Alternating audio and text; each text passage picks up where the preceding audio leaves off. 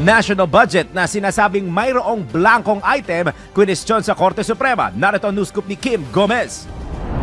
Formal nang isinumite sa Korte Suprema ang pag-question sa constitutionality o legalidad ng 2025 national budget na nilagdaan ni Pangulong Ferdinand Marcos Jr. Pinangunahan ni na dating Executive Secretary Vic Rodriguez at Davao City 3rd District Representative Isidro Ungab ang paghahain ng petition for certiorari and provision laban sa ilang bahagi ng national budget. Ayon kay dating Executive Secretary Rodriguez, hinihiling ng petisyon na maisantabi at ipawalang bisa ang 2025 General Appropriation Act dahil anya illegal at unconstitutional ang pagkakaroon ng blankong item sa naturang panukala. Binigyan diin pa ng dating opisyal na kasabwat sa sinasabing biggest money heist ang mga mambabatas na hindi tumutol sa pagpasa ng BICAM report.